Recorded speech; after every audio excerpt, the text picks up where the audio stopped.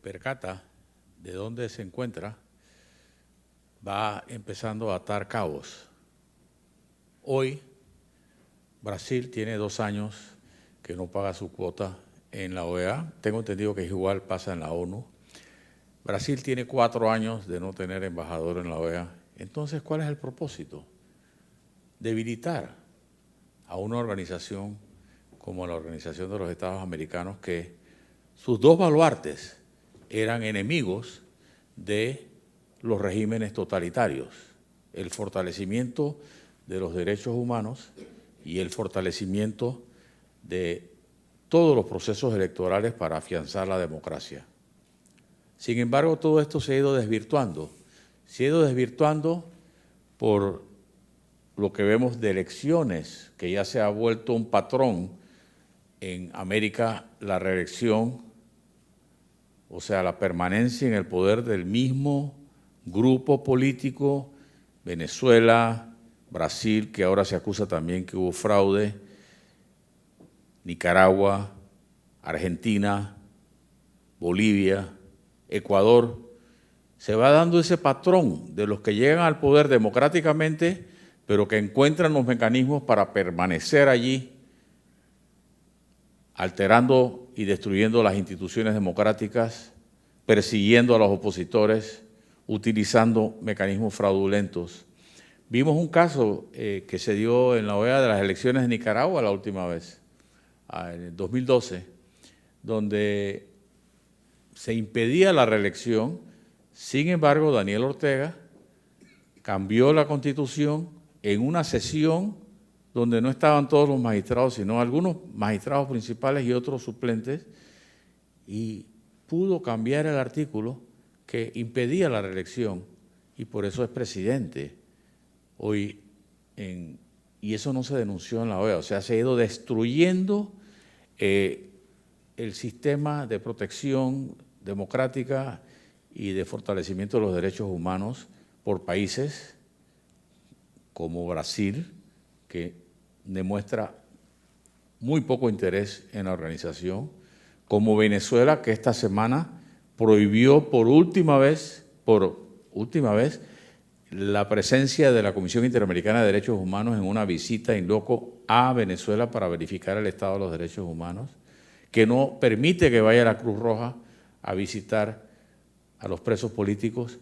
Entonces nos damos cuenta de que todo esto es parte de un plan: destruir organismos que en el pasado tenían la fuerza para vigilar lo que le da fortaleza al sistema democrático, y en sus propósitos tratan de disminuirlo con la creación del CELAC, con la creación de UNASUR, y ahora con la elección de Luis Almagro como secretario general de la OEA, sin ninguna competencia, porque ya nadie quiere ser secretario general, donde José Miguel Insulza hizo todo lo posible, quizás por su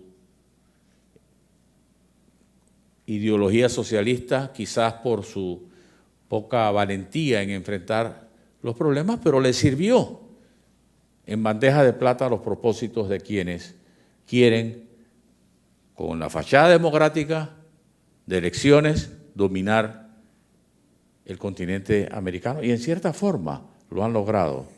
Países como Colombia, por intereses políticos, no se meten. Países como Brasil, por intereses económicos también, no se meten. Países del Caribe que conforman 14 votos en la organización, están totalmente al servicio de los intereses de Venezuela por la ayuda económica que se da. Y países como Canadá, que ejerce un liderazgo muy importante, pero que se ve mediatizado por lo que ocurre en los Estados Unidos, que a mi juicio tampoco le da ninguna importancia a la OEA. Les cuento un pequeño incidente. Yo creo que algunos de ustedes recordarán que yo fui destituido de mi cargo como embajador de Panamá en la OEA en enero de 2013, porque recordamos que Nicolás Maduro asume la presidencia cuando ya Chávez estaba muerto. Eso se pudo comprobar y yo denuncié que Chávez estaba muerto antes de que lo anunciara el gobierno. Sin embargo, cuando me destituyen, quien pide mi destitución no, pero quien pide que yo no denuncie lo que estaba pasando en Venezuela fue el gobierno de los Estados Unidos. ¿Por qué? No sé. ¿Por qué ellos no querían alborotar el tema de Venezuela? No sé qué tenían en su agenda, pero igual ocurrió cuando ya yo destituido, María Corina Machado fue a la OEA. Los Estados Unidos no quería que María Corina fuera. O sea, son situaciones que a nosotros los demócratas nos preocupan, de que haya este asalto a las instituciones democráticas y ni siquiera lo que nosotros pensamos que deben ser nuestros aliados nos ayudan. Entonces, yo le he puesto, para terminar, y lo he estado anunciando a través de mis redes, de las redes, lo que debe hacer el nuevo secretario general de la OEA, y que a mi juicio no lo va a hacer. En primer lugar, una visita a Venezuela y al Ecuador, que el Ecuador como que a veces lo olvidamos, pero hay algo peor de lo que pasa a nivel de periodistas. En Ecuador, hasta una persona va, el poder del presidente es algo tan fuera de lugar que alguien pasa por la calle y ve al presidente y le dice algo, el presidente se regresa, lo acusa y lo meten preso. Igual con los periodistas que ni siquiera pueden hacer una caricatura. Pero bien, eso es lo primero, una visita con todos los sectores, tanto en Venezuela como en Ecuador, una auditoría a la gestión de José Miguel Insulza, tal como yo la propuse cuando era embajador y que logramos bastante. Sin embargo, no se han atrevido a hacer una auditoría externa muy grande y que yo creo que es importante y que se rodee de un equipo profesional. Yo no creo que nosotros debemos olvidarnos de la OEA porque esa es una salvación que tenemos para evitar que regímenes como el de Venezuela, Ecuador y si sigue el de Brasil en ese sentido, puedan prosperar. Muchas gracias. Nos encontramos con el embajador Willy Cochez, un campeón de los derechos y no solamente de Venezuela, sino de toda Latinoamérica. Y queremos oír sus impresiones acerca de lo que ha ocurrido en la OEA últimamente, eligiendo a un candidato sin oposición, producto básicamente de lo que se ha estado discutiendo hoy con el tema del Foro de Sao Paulo. ¿Cuáles son sus impresiones, embajador?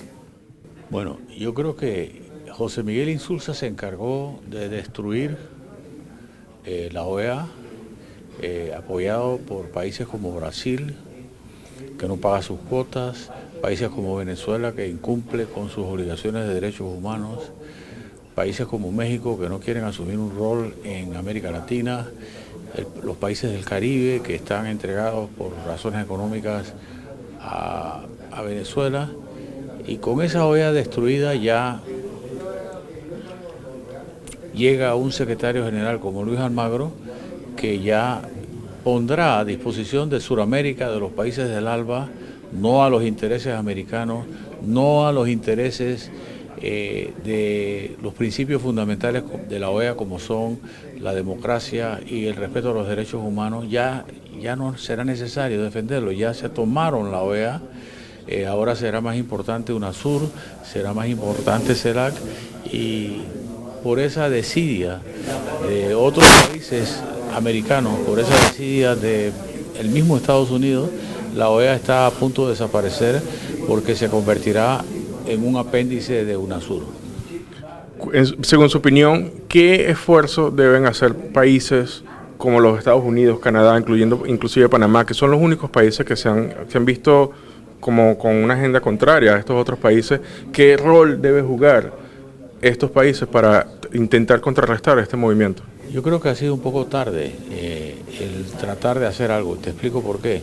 Creo que Estados Unidos, preocupado por sus guerras, preocupado por su problema en Ucrania, preocupado por todo lo que ocurre en el resto del mundo, se ha olvidado de quienes más se debieron haber preocupado, y era de América Latina.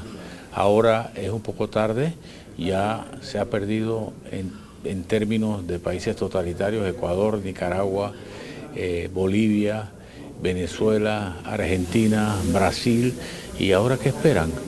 Ya, es un poco tarde. Dificulto que la situación vaya a mejorar en ese sentido. ¿Cree usted que esto va a cambiar en lo absoluto con lo que va a ocurrir en Panamá? No, yo creo que lo que va a ocurrir en Panamá es simplemente una cuestión protocolar que le interesa a Cuba, también le interesa a los Estados Unidos, pero que ojalá que sirva para que los Estados Unidos se fije más en América Latina y no la trate como su patio trasero que no le importa. ¿Qué opina usted de la apertura con Cuba? ¿Por qué los Estados Unidos le abren la puerta a Cuba básicamente sin exigirle mucho a cambio?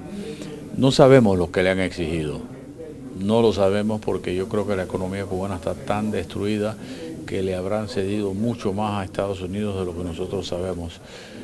Para mí es positivo, no solo para los Estados Unidos, sino para el pueblo cubano, por aquello de que ahora el pueblo cubano, por más que se diga lo contrario, tendrá más oportunidades de las que ha tenido durante estos tantos años de régimen comunista.